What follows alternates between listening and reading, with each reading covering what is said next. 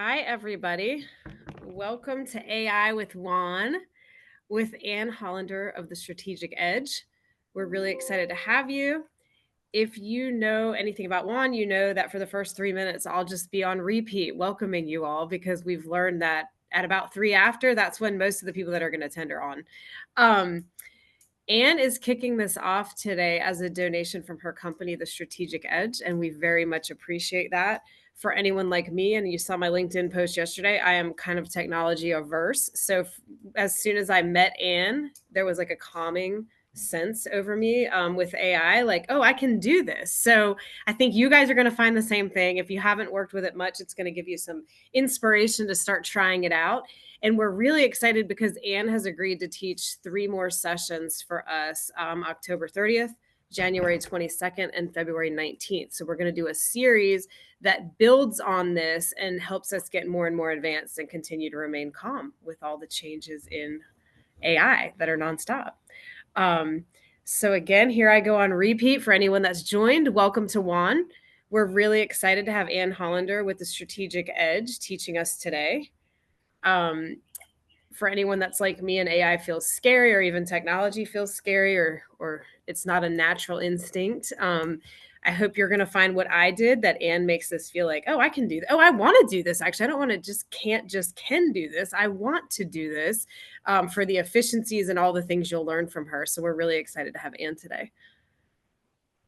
Thanks for joining. Feel free to throw in the chat where you're from. We always like to normally starts up some good conversations over there.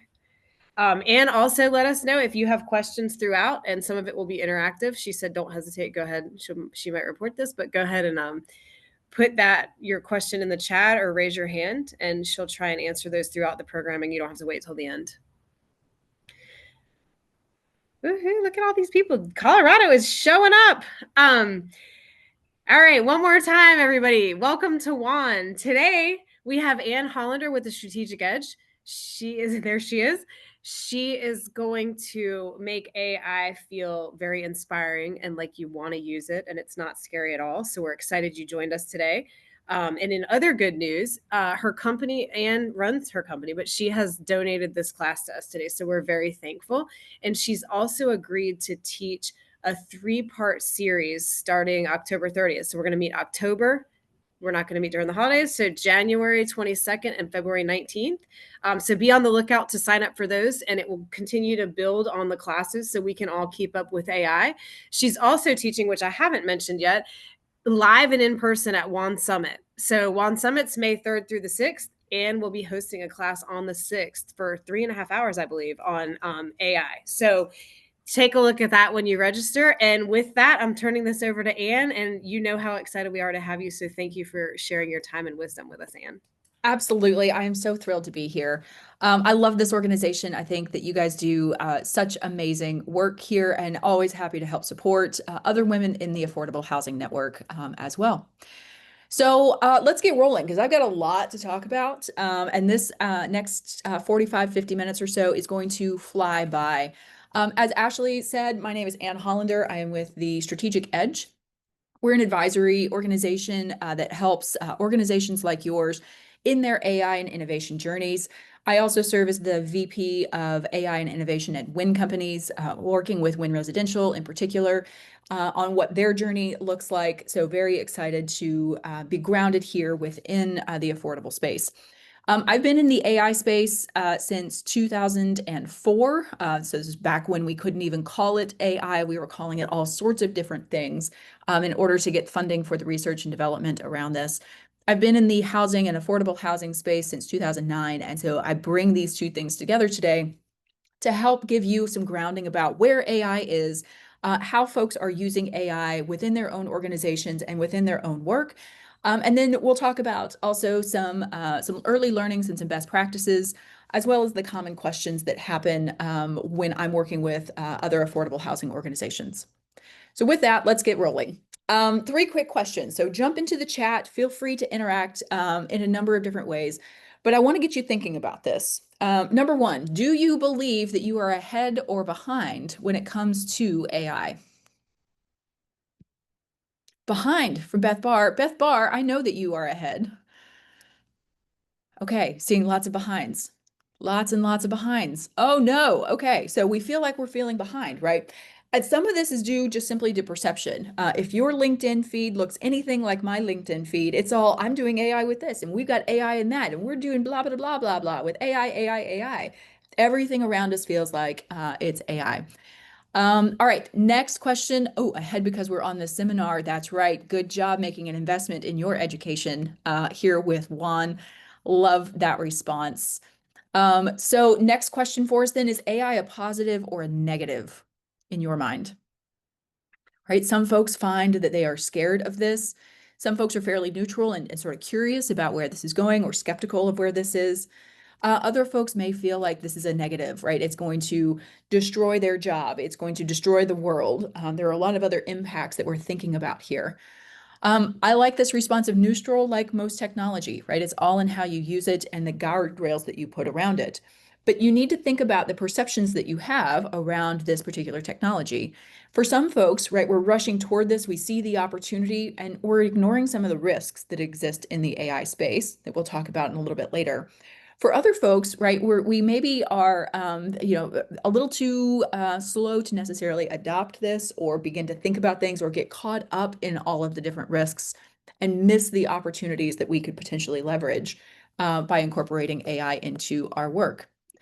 Last question for you. On a scale of 1 to 10, what is your AI understanding?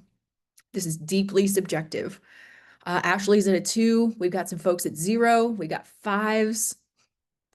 6. Oh, this is fantastic. Great responses here. So my job is to get you 2 points higher today in our session. So by the time that we get to the end of our time, I'm going to take Ashley from a 2 to a 4. I'm going to take some of you from a 5 to a 7. I'm going to take some of you from a 0 to a 2. We're going to come in, we're going to learn a lot more about the things that we can do with AI. So here's the good news. You are right on time. One, in showing up at this webinar today to invest in yourself and in your education, and also for where the industry is itself. Here's the big thing, right? We all think that this is a new technology that's available to us. But artificial intelligence has actually been around since about the 1950s. If you've gone through the mortgage process or you've been through the commercial loan process, anytime since 1984, AI has been embedded in that process. If you've shopped at Sam's Club or Walmart, AI is all around you within that whole shopping experience. If you've been in a car that can either drive for you or has lane assist or some other technologies to help you drive, that's AI. If you've spoken to Alexa or Siri or any of the other personal assistants, that's AI. We just don't call it AI, right? It's just so deeply ingrained in our life. You're probably already using AI in ways that you don't already recognize. But understanding that perception is important, right? We begin to sort of break down some of the fears around AI simply because it's already been integrated. And so with this, then we start with a definition of artificial intelligence because we have all of these different applications where AI has been integrated today. AI is simply just a technology that enables computers and machines to simulate human learning, comprehension, problem solving, decision making, creativity, and autonomy. And this sounds very, very fancy, right? But I want to key in on a key word here, and it's simulate. It is not replace. It is not do it instead. It is instead simulating how we learn, simulating comprehension, simulating problem solving. And that's because AI is ultimately just a pattern finding tool in a whole lot of data. So when we think about this, right, all it is doing is finding the patterns and what is most probable type of response that needs to come back in order to interact with you in certain kinds of ways. So with this, right, again, we're sort of really getting down to what is AI. And with this pattern finding tool, this means that it's looking through a whole bunch of data to help simulate these experiences that we are having. It's not replacing, it's not thinking something net new, it's not necessarily creating something that a human is necessarily going to create. It's instead leveraging what's already happened in the past with all of the data repositories that we have.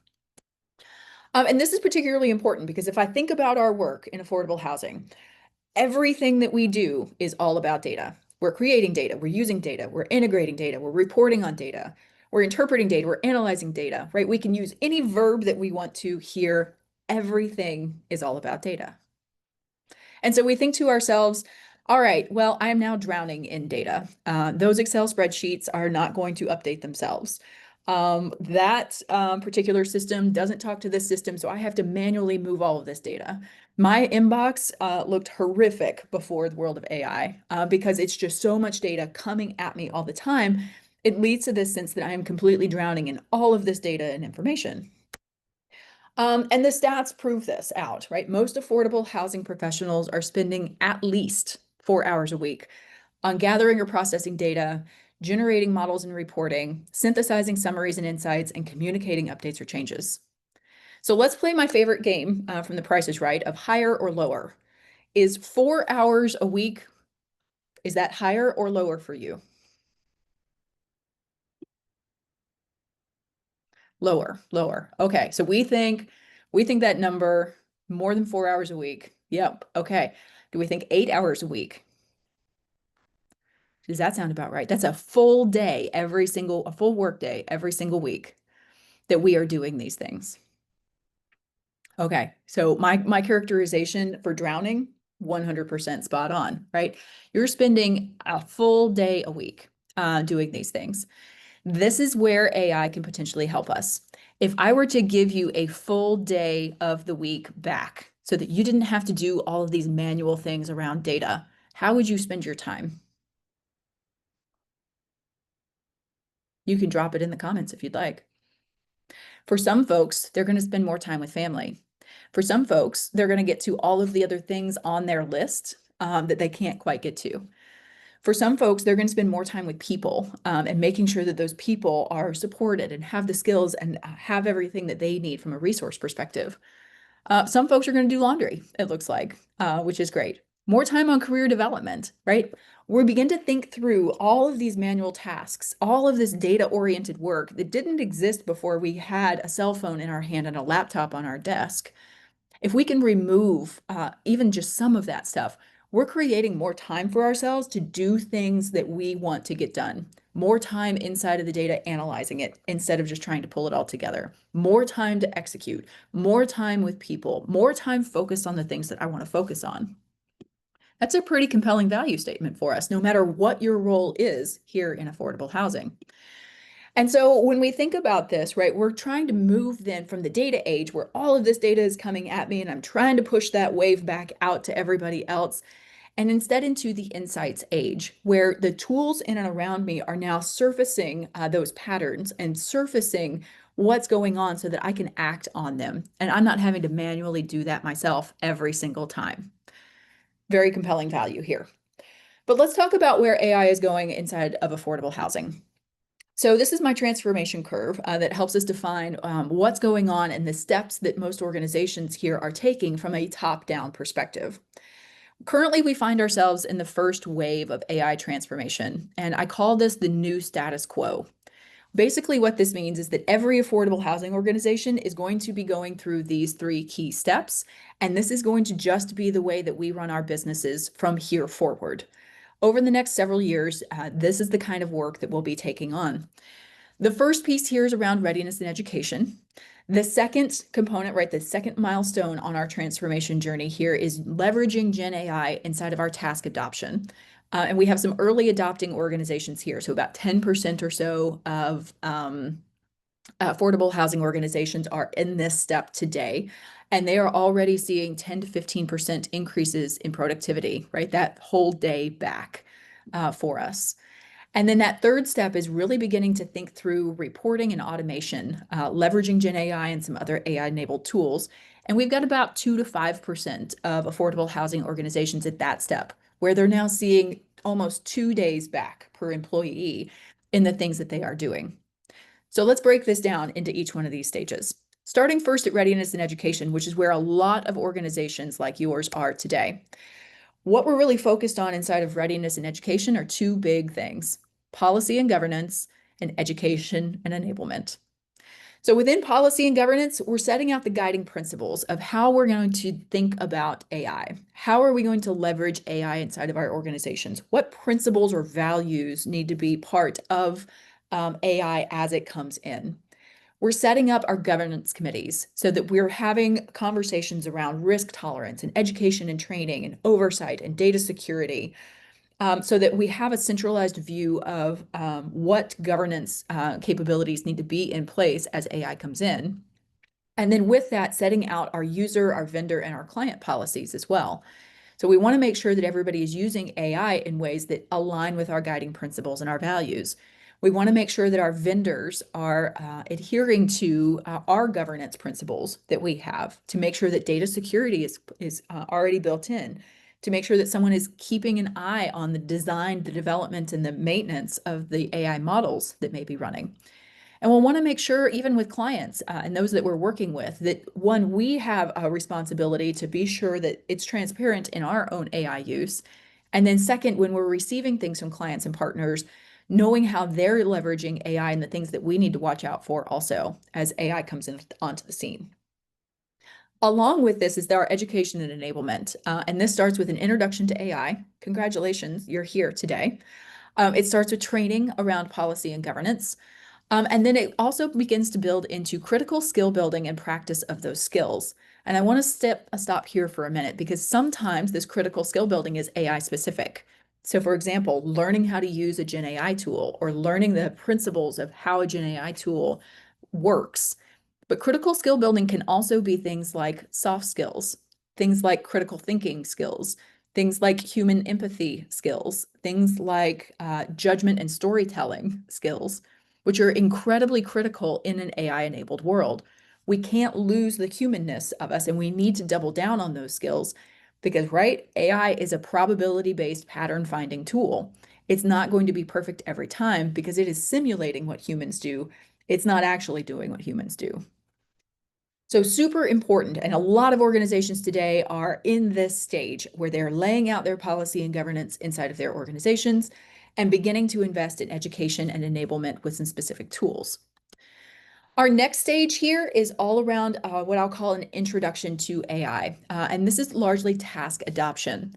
And so what we're beginning to think about is then AI assistants coming on the scene. Things like Copilot, things like ChatGPT, typically a general purpose type of tool coming in to help us do the work that we're already doing today. And then in some cases, a little bit more focused, depending on the specific processes or tasks that we need some additional help with, these being very, very data-based. And so this can look like a few things. The big ones that we're seeing here first are not exciting sorts of things. The first one being document automation and extraction. So if we think about the movement of data that comes in, your inbox is a huge area where you've got a bunch of different attachments and documents. What we're seeing is leveraging AI and automation to remove those documents from your inbox, store them in a document management system in a very centralized type of way, extract the data out of it so that nobody has to go back in and read this again and again and again, name it appropriately, and then put it in the right folder. It's not huge work, except for the fact that we all have to do it. It all takes so much of our time and our effort. And so we're seeing, especially within the affordable housing space, the number of documents that are crossing through our inboxes or are, tagged into an Excel or that get, just shared around the organization without a centralized repository for them. This is a huge area where a lot of organizations are beginning to invest their time and effort simply to get to a place where we have a centralized data store. We're also seeing a lot of configurable Gen AI assistants and agents, right? So this is where we co-pilot our ChatGPTs, our Geminis, our Perplexities of the world are beginning to take on some daily admin tasks for us. Things like, hey, two people need to figure out a time to meet together on a calendar. For me, calendaring and trying to schedule meetings with folks, especially across multiple organizations, is the biggest headache that I could ever have. I now let AI figure out where the spaces are available in our calendars. A lot of times what we'll see are things being drafted for the first time through AI of, hey, this is the situation, this is what I need to do. Help me draft a response. Most oftentimes this looks like an email, but can also look like documents and presentations. AI is also great with editing. So if something comes in, maybe I've drafted something that is in a harsher tone than needs to be sent out. And so I'll have the AI soften it a little bit for me or provide that level of editing. We're also seeing note takers all over the place, and many of them are on this call today, where note takers are now joining our meetings and our calls to help provide not only a transcript, but a summary of the call and then the action items that come back out of this. With this, then, what that transparency then means is that we can focus in the meeting on what's actually being discussed and be more human with each other rather than having to worry about, who's taking notes and who's going to distribute them and what that whole process is going to look like. We're seeing Gen AI assistants and agents also in the leasing and maintenance space. A lot of organizations are looking at knowledge bases, specifically around compliance. So when someone has a compliance question, they can ask an AI assistant to either help pull out what our policy is, what our procedure is around this, or check and be sure that we are working in a compliant manner. This also we see in HR for a lot of organizations. And then using Gen AI assistants and agents for basic analysis and report formatting. One of the things that AI does extraordinarily well is create different formats of the same information. So if I need to take something from an Excel to a PDF or a PDF into Excel, I can ask a Gen AI assistant to go do that for me and do that fairly well so that I don't have to do that. I can also do some basic analysis, upload some data to it and say, hey, give me a rundown of the 3 things that I need to know based on this data. And that basic analysis can come right back out of that Gen AI tool.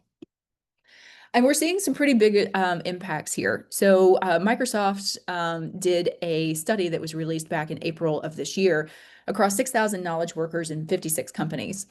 Through a 6-month experiment with minimal training on Microsoft Copilot, they just threw access out to these 6,000 people. Those people showed that they saved 3 hours a week in email. They gained 2 hours a week of focus time, and they were able to complete collaborative tasks 20% faster than before.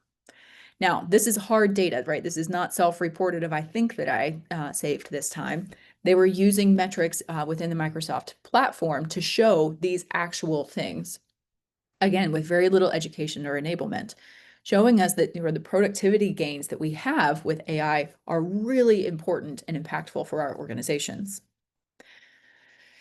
Now, this last piece, right, where our innovators are, is where we begin to see 5 to 10x value. So for the investment that we're going to make, now suddenly we're looking at 10x. And here's where we're getting into process improvements and automation. We're using AI agents that are taking actions for us without our involvement and beginning to get into a lot of reporting related automation. So we are eliminating all of that manual data entry, eliminating a lot of the manual report creation, and instead have an automatic report that comes out to us. And this looks like a number of different things. So what we're seeing in the process automation side is things like income and rent limit verifications being fully automated, where we're pulling in this data from outside of our organization about, what is the earned income that we need to be, what does the utility allowances need to be, checking that against where the rent is currently and verifying that we are capturing that as much as possible, or understanding, where things are changing and then forecasting that out across the portfolio. We're seeing process automation in property inspections in particular as well. So being able to automate what that inspection process looks like so that nobody's having to go manually recreate a report that comes back out. Instead, somebody can speak into a phone, they can take some photos of what it is they're doing. They get a guided experience of exactly what we need to do across the property or within the unit, and then coming back out with a to-do list based on the analysis of the speaking into the phone and the photos that come back. We're seeing process automation and watch list triggering and notifications. We're seeing process automations come in for audit file and recertification preparation as well. And then on the reporting side, doing a lot more with AI on things like capital reserve analysis and planning. Where is it that I need to be budgeting for? What does that forecast look like going forward? How much should I be keeping in my capital reserves, and how am I planning to use that over the course of time? We're seeing things like operating statement analysis and a lot of benchmarking as well.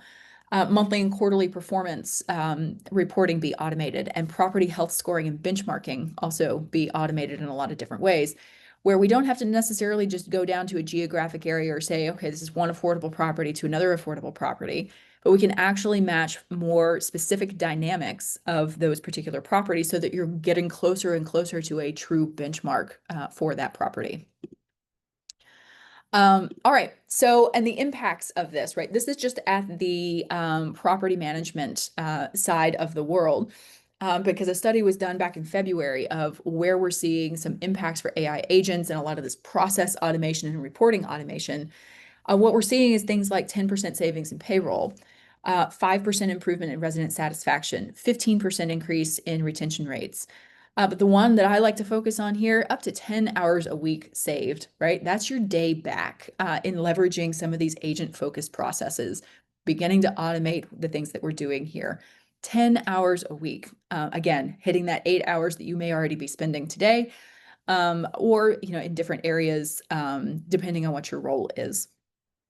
So lots of impacts and lots of things that we're seeing from the AI perspective.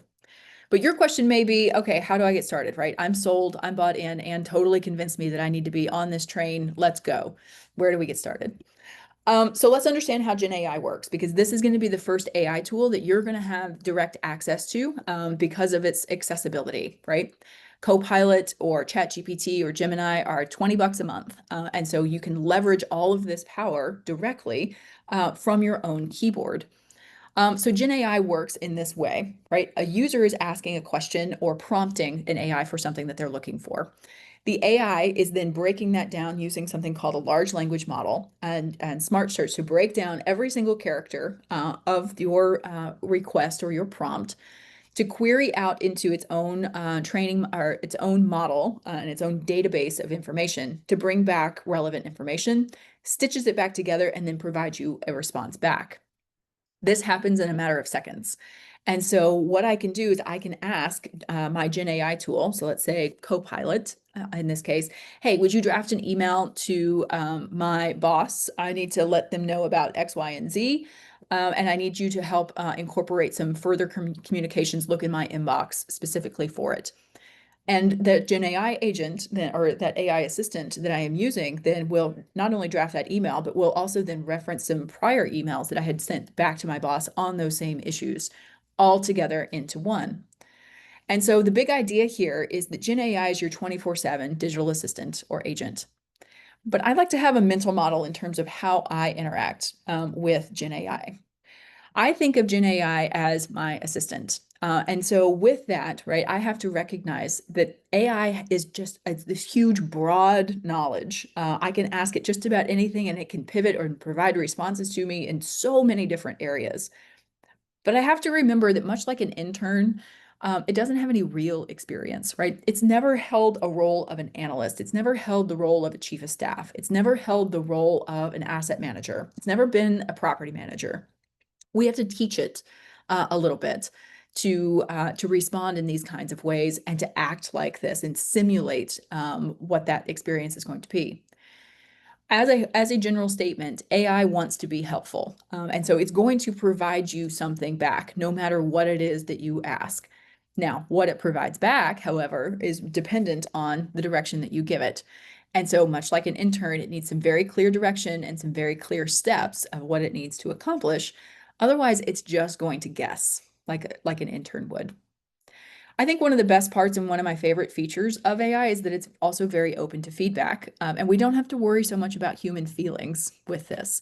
I can tell it very directly what it did right and what it did wrong. And when you tell it it's right, it does remember that, hey, that was right and that was a response that you wanted. And when it was wrong, it will correct itself and want to be helpful and be sure that you get what you're looking for back out of that. And so if AI is the assistant, that means congratulations, you are the boss. And so you have roles and responsibilities as well when we're thinking about our interactions with Gen AI. You've got to set clear expectations. You need to be providing enough direction where it can respond appropriately back to you. You're probably going to have to break down some processes in terms of how you want things done. And you can even ask Gen AI specifically, hey, walk me through your thought process and of what you're going to do. Walk me through the individual steps or the tasks that you're going to complete as part of this larger process. You also have a responsibility to correct mistakes. So when you see something that is a mistake or is inconsistent or is wrong in certain ways, you have that responsibility to correct it so that it doesn't make that mistake again. And of course, giving that feedback of this is not what I expected. I want this, or you did a good job with this particular thing. It will remember and learn from that feedback as well. So, common Gen AI assistants that you may run into. Copilot is probably the biggest one. This is the one that's available and embedded directly within the Microsoft platform. If you got a Copilot license today, you may see that as a standalone chat window. You may also see it embedded directly within things like Outlook or Excel or Word or PowerPoint. The different capabilities of Copilot within each of the different Microsoft tools vary quite a bit. Have yet to be happy with Copilot inside of PowerPoint, but Copilot inside of Excel has changed my life, and Copilot inside of Outlook has changed my life in a lot of different ways. You may have also had previous experiences with Copilot and going, this is the most worthless piece of garbage ever for folks. The good news is that now Copilot is opening up to other models. So the most advanced model that you can get inside of ChatGPT is now available within Copilot, which has been reaching the moon for the Copilot functionality going forward. You may be familiar with ChatGPT. ChatGPT also offers a free version of itself, so you may have been playing around with that. We'll talk about why you shouldn't be using the free version in a little bit. But ChatGPT has been the most widely adopted Gen AI tool that's available here in the United States. Gemini being a close second with this. This is the Google version of Copilot, but a whole lot more effective and in certain areas. Claude was the first one on the scene and has the most powerful model in Sonnet that is available today on the market. I say that with an asterisk of today because tomorrow is always new in the AI world. So it could be that ChatGPT introduces its next model that's more advanced than where Claude Sonnet is. Claude oftentimes is used for folks who are really focused on deep level analysis, particularly written analysis. ChatGPT focused on a lot of different areas, including video creation, image creation, analytics, and creation. So really a versatile Swiss Army knife over there with ChatGPT. Perplexity is great, particularly if you want to do and interact with AI more like you interact with the search engine, because Perplexity has the ability to search much like a search engine does and pull back information in addition to its generative capabilities. And then Midjourney focused more specifically within image creation and using and creating new images for yourself in that particular area.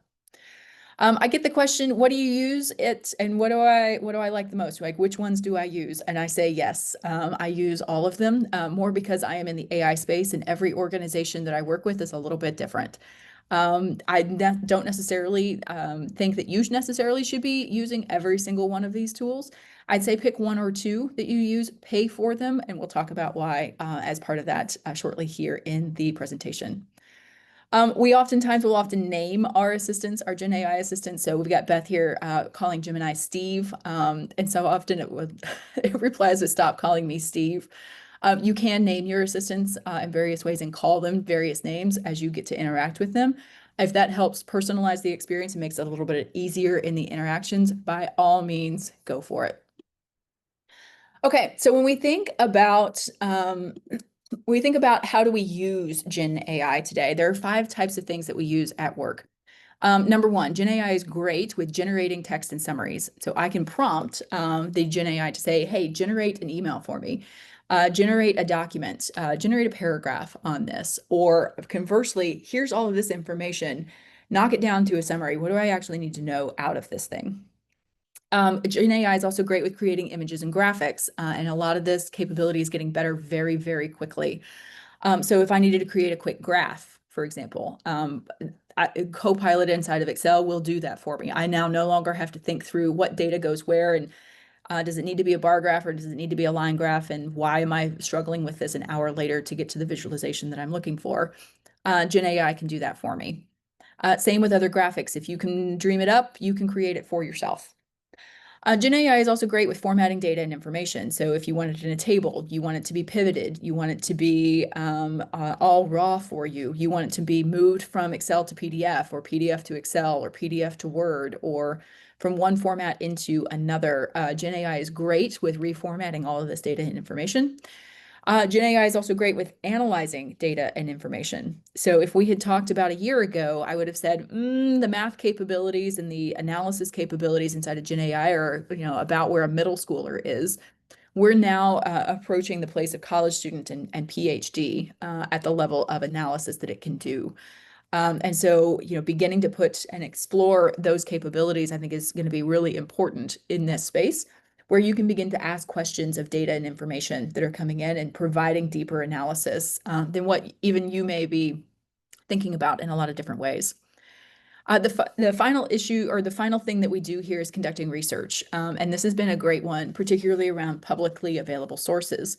So, for example, if I wanted to research how a city council is responding to applications for affordable housing developments in a particular jurisdiction, I can conduct that research directly through a Gen AI tool. I can point to the website where all of the meeting transcripts or meeting videos may have been and are publicly accessible and say, hey, ChatGPT, go to this, conduct the research necessary over the past, let's say, 3 years. Tell me about the common objections that come up in these meetings with this particular council. Who should I be thinking about? What are the questions that get asked? What are the objections? Who's on board? Who's not? And I can do that type of research directly there within the tool. I can do research at a market level. I can do research in a lot of different things. So, really the scope here is your imagination and what it is that you want to know and where it is you want to go deep. So let's talk about some use cases with Gen AI. We're going to talk about where folks end up starting, but I've also got some additional resources for you to download as well. So get your cameras ready. Let's talk through first our top 10 use cases of where folks start. The first one, almost always when I talk to folks that are talking about, yeah, I know I just started using Copilot or I just started using ChatGPT, drafting and refining written content, creating first drafts of emails, memos, reports, and then iterating with the AI for tone clarity and structure improvements. Drafting emails, number one use case for folks as they're getting started. So if you've never been into one of these Gen AI tools, this is likely where you are going to start in the work environment. If you want to validate this in the comments, by all means, is this where you started? Did you start somewhere else? I would love to know. Second, summarizing long documents or meetings. So taking a meeting transcript and creating a summary of it. Taking a 100-page document and generating a 2-page abstract of it. Taking a 5-page research paper and going, all right, give me a paragraph. What is it that I need to know?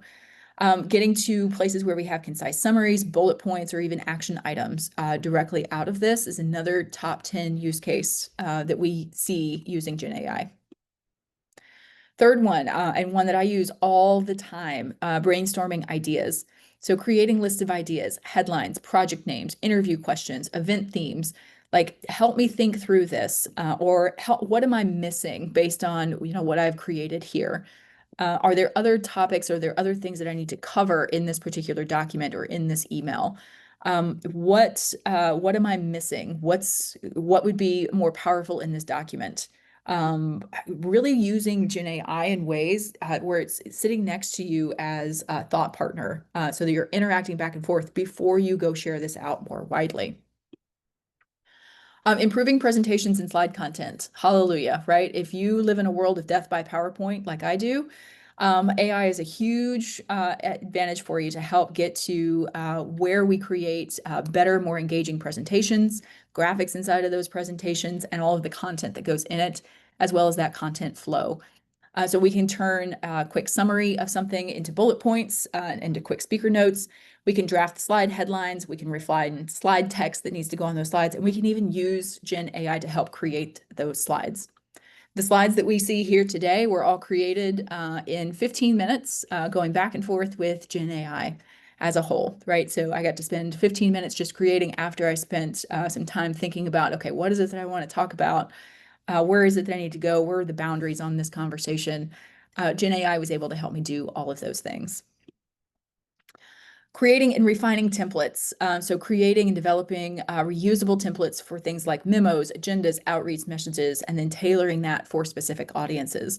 So if you have a consistent format that you want to begin to adopt for certain documents or certain types of things that you want, you can then create and refine that template directly within Gen AI itself, and then tailor that back out. So maybe you want a slightly different version for your executive audience, or you want a slightly different version for a client or a partner that you've got.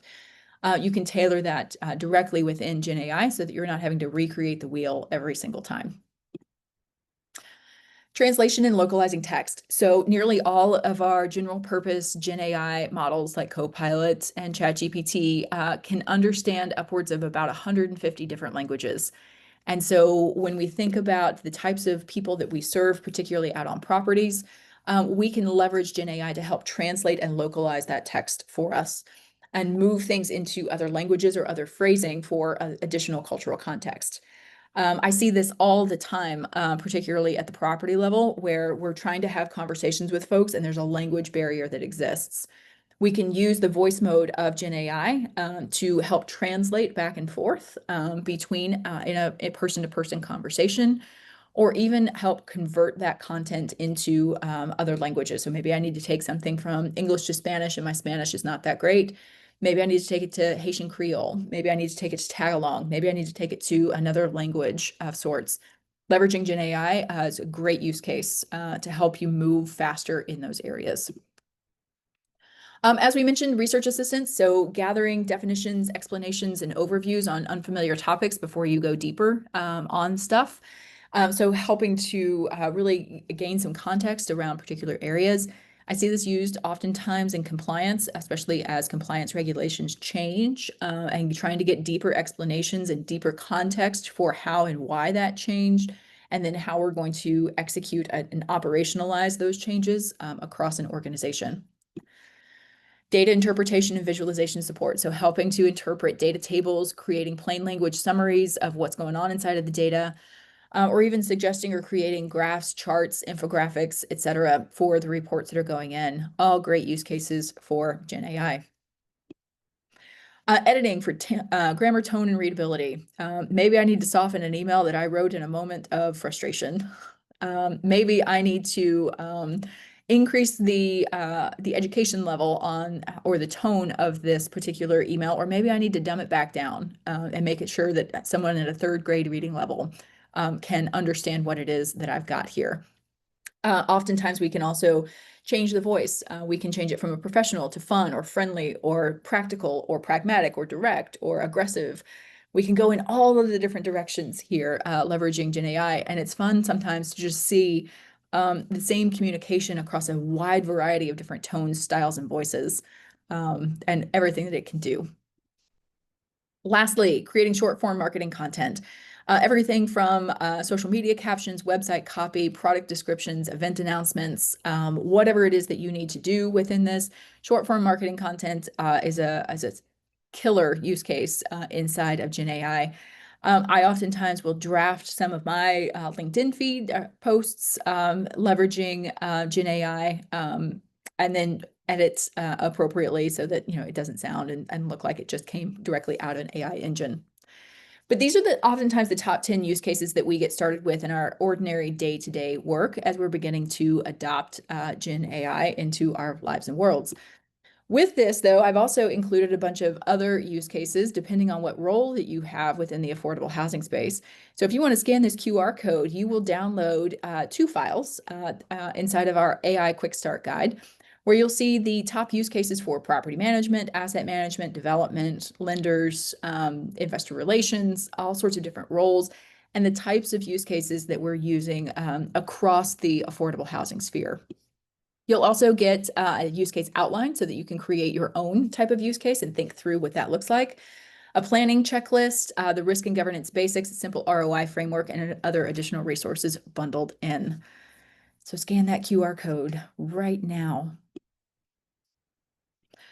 Okay, so let's go through the common challenges and key learnings. I think I'm about to hit a whole bunch of some of the questions that came through with regard to the fear of Gen AI and other areas around some of the things that we're hearing through the space. So number one, right, this is by far the most common thing that I hear. Is AI going to replace people? You can throw your comments in if you want to engage on this topic about what this looks like. But the short version of this is no. AI is not going to replace people, right? If we go back to our definition of AI, it is simulating the human experience. It is not replacing the human experience. The slightly longer version or answer to this question is that your role may evolve a little bit as AI comes in. So if we're able to replace and augment you with AI in a lot of different ways, what we're going to see is that you may take on some other tasks or have other responsibilities that you may not have had before.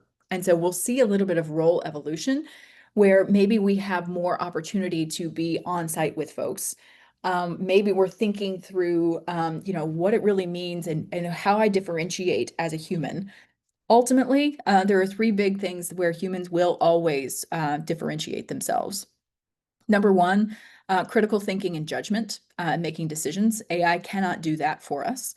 That's in part due to the fact that AI lacks a strong reasoning engine to break down very complex decision-making processes that come very naturally to humans.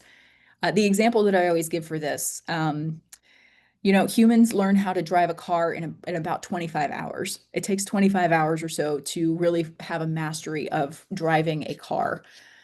When we look at Tesla and we look at some of the other self-driving capabilities, they're at 170,000 hours in trying to get to the reasoning of how to make decisions when driving a car, and it's still not good enough as humans.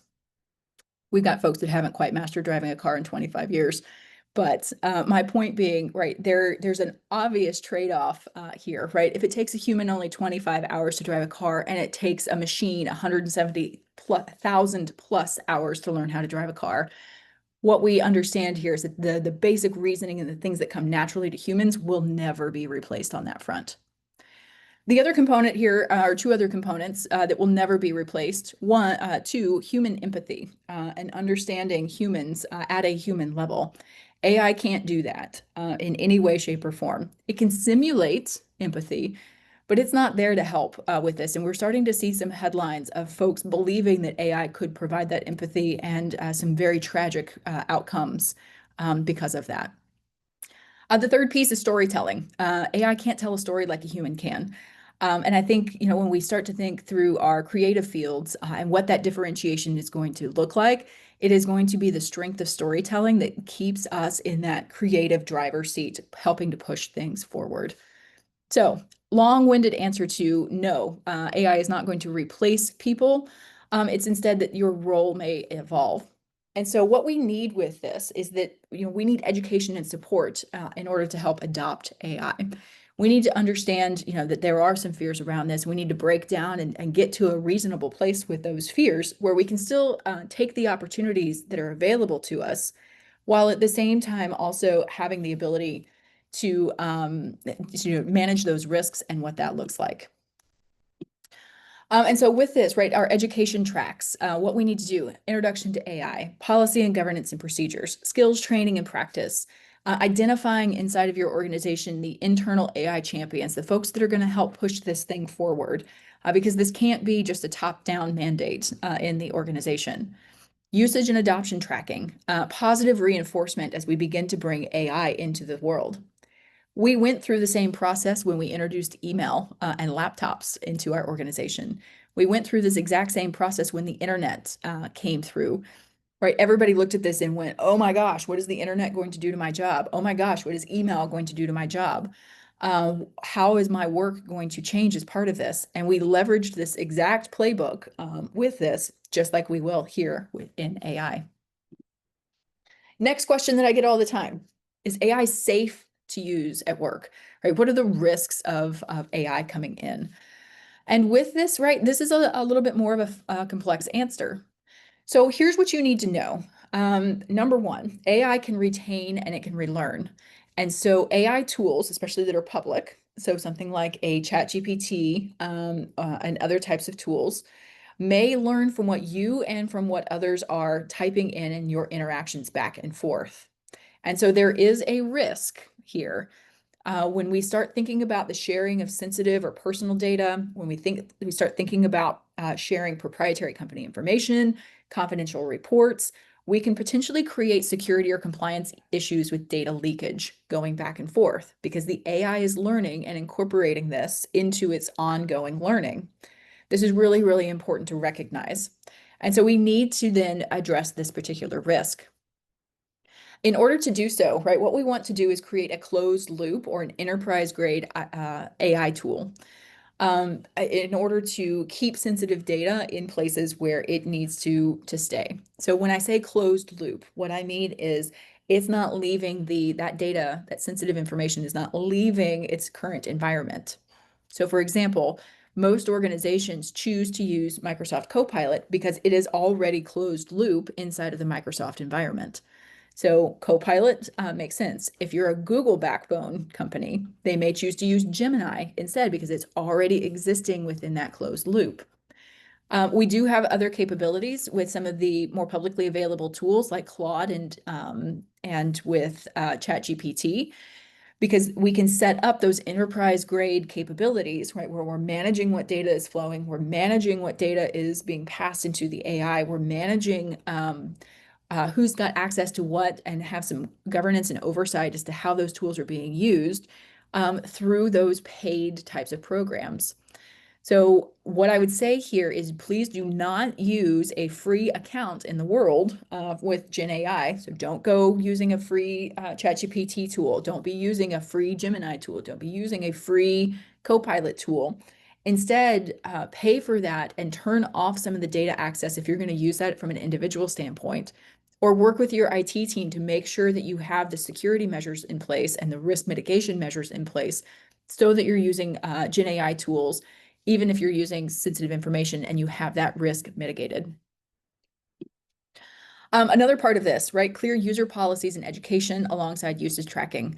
It's really important to set out in your organization how you're going to use AI and the things that you're going to use AI for, as well as the things that you're not. All right. In some organizations, they take a stronger risk posture and say a human has to review every single output from the Gen AI, right? We can't just adopt that automatically. It's instead, it needs to be reviewed by a human.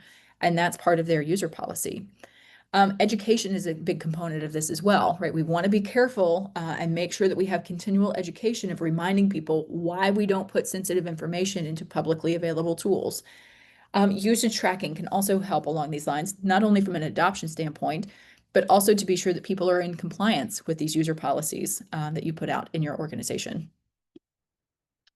Another thing you need to know on this front, right? Talking about safety, AI can have biases. So Gen AI reflects the data that it was trained on. And so it can unintentionally produce discriminatory, stereotype, exclusionary, misleading, or irrelevant output. And there's a risk as part of this, right? So because if you put junk data in, you're going to get junk data out. There was an incident about a year ago with Google in particular. Google decided to use the vast repository of Reddit to help train its AI models. And suddenly its AI was responding like a Redditor.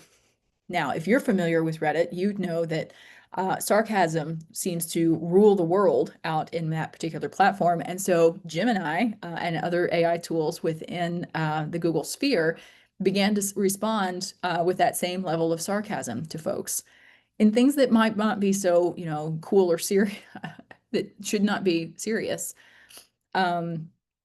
So these are areas where we really need to think through what kind of data actually went into this, and do we need to keep an eye on what these outputs look like? Because this biased content can damage trust, it can harm stakeholders, and it can, even violate regulations like fair housing. So we want to think through this, right? We want our AI vendors and tools to have a clear evaluation framework, a very robust governance program to help prevent against this kind of bias, and specific data relevant to affordable housing. So when we think about, using a Gen AI tool or other types of AI tools, did it get trained on data that was specific to affordable housing, or did it get trained on market rate, type A, class A, luxury types of properties? Did it get trained on retail properties somewhere else? Did it just be, general availability? Where did this data come from? What kinds of biases may be present in that data, and how am I going to mitigate against that? Any vendor that you have should have a very robust governance program that dictates how they design, how they build, and how they maintain their models. And then you should have an evaluation framework so that you're asking those questions as well. And so you also want to evaluate your use cases and include escalation or escape paths for higher risk things. So if we're talking about compliance or fair housing violations, we may want to always have a human involved and be able to escalate anything that happens there to a human, rather than having to just use AI in that process. Next common question I get, is it reliable enough for our work, right? AI makes mistakes. AI is based in probability, and AI can make mistakes just like human does. And so what you need to know here is that AI can hallucinate. This is a fun word that we use to describe how generative AI can produce very confident, detailed responses that are totally and completely wrong. They are factually wrong, they are outdated, sometimes they're even completely made up. And users can sometimes assume that that output is accurate because it sounds very authoritative when it comes back to us. And so we need to put our critical thinking skills to work when we're using Gen AI. And we need to establish human responsibility to verify those outputs, right? We can't just trust exactly what comes back out of this. We've got to look at it one more time. We also want to be transparent when including AI outputs in deliverables, especially when they're used externally or as part of decision making, right? AI is not as accurate as a human is in a lot of these areas. And so we may want a small disclaimer, maybe in a footer, maybe in part of a paragraph about how the document itself was created, so that you could say that AI was used as part of this, simply to alert others of, hey, there may be AI related mistakes within this particular document, especially if you didn't have a human verify what that looks like out on the other side. All right, next steps for us, because this hour has flown by. If you want to keep on learning, these as an opportunity is another QR code here through the Affordable Housing Training Academy. Here you can find a deeper dive into Intro to AI. I believe this is a 6.5-hour course on Introduction to AI that will teach you as much as anybody knows about AI. There's also a policy and governance class as part of this that comes with a ton of templates around user policies, vendor policies, evaluation frameworks, governance, guiding principles, and so much more that's available there. So if you're still working inside of your organization to establish those, that policy and governance class would be a great opportunity for you. And that brings us to question and answer. I'm happy to stay a little bit over as well for folks that do have questions for me. Let's see where we are at question-wise.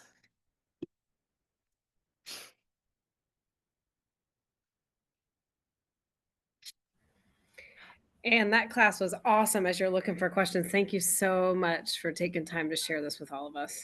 Absolutely. Absolutely. I hope this is helpful for everybody. If you do have a question, go ahead and throw it right on into the chat. How can you find out what information in particular Gen AI was trained on? Great question. So if you're working with a more specific vendor, let's say you're working with like a RealPage or a Yardi, or you're working with someone that is injected AI capabilities, ask, right? What data was your model, your Gen AI model trained on? What models are you using? If you're thinking about things more like a Copilot or a ChatGPT, that's also available within all of their documentation. So you can go in and look at their data repository and get a listing of what that looked like. Google basically used the internet. ChatGPT used the content from a wide variety of sources, including books, newspapers, and more, to help generate its particular models. Can you give us your email? Oh, Ashley's on top of it. It is ann@thestrategicedge.co. That is not a typo. It is .co, not com. Super helpful. All right, next question. How have people used Gen AI in situations that include sensitive client information? Closed loop systems. So making sure that the Gen AI tool that you are using is keeping that within your own environment and it is not leaking into the model where it is not learning beyond your own experience. This is really, really important. Some organizations also will have in their use policies to not include any sensitive information whatsoever within Gen AI tools until additional security mechanisms are more robust within that Gen AI tool. So this is a little organization to organization. I know it was a lot of information. I don't think I've talked that fast or that long in a long, long time. Will we get the slides? Yes, ma'am. These slides are yours. You will get that QR code as well. I hope that everybody had a great list here. Oh, how do we keep up with the tools? Do we have a list of affordable products related to, or AI products related to affordable? I'm actually working on that right now, and I would love to chat with you more about what you're looking at. The vision here is to create a quick repository for affordable, focused tools that pass our governance standards that we have created through WAHN and other organizations, where you can also get quick demos of these products and capabilities as well. If that's something you want, email me. I would love to work with you on that.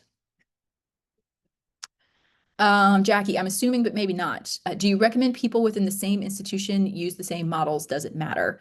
It matters only if you want consistency in style, tone, and voice for the most part. But the capabilities of these Gen AI tools can vary tool to tool.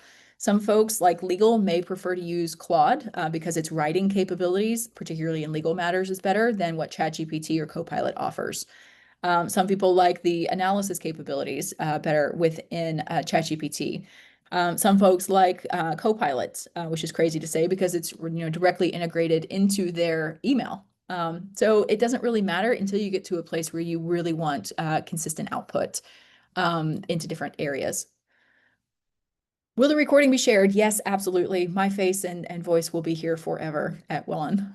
You can't get away from me now. Looking forward to advanced training sessions. Yes, please join. So October 30th will be 101 training. We're actually going to get into ChatGPT and Copilot and begin to work on our prompting skills in specific use cases across affordable housing.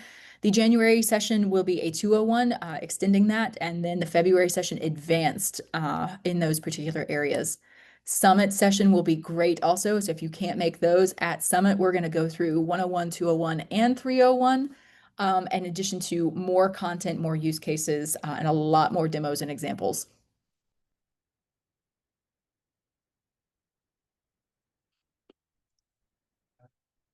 All right, how do we teach our selected AI program? What do we need it to know? Can we just tell it to read something? Yes, you can. So as you're prompting, you can say, hey, follow this or learn from this. Tell me what you saw in this. Again, I like to treat this as my assistant or like my intern. And so in that same vein, tell it to read something, tell it to digest something, confirm that it digested what you want it to digest and it understood what you want it to understand, and then tell it to remember that.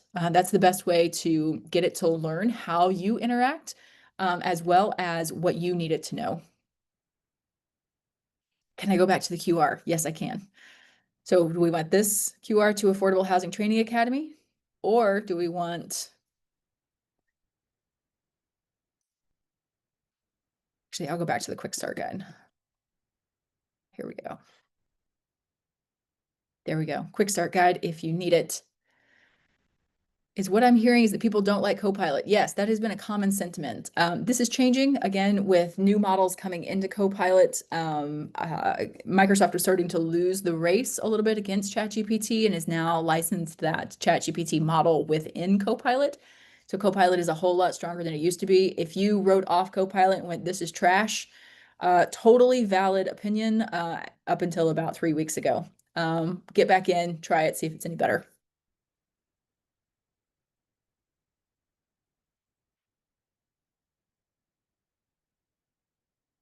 Okay.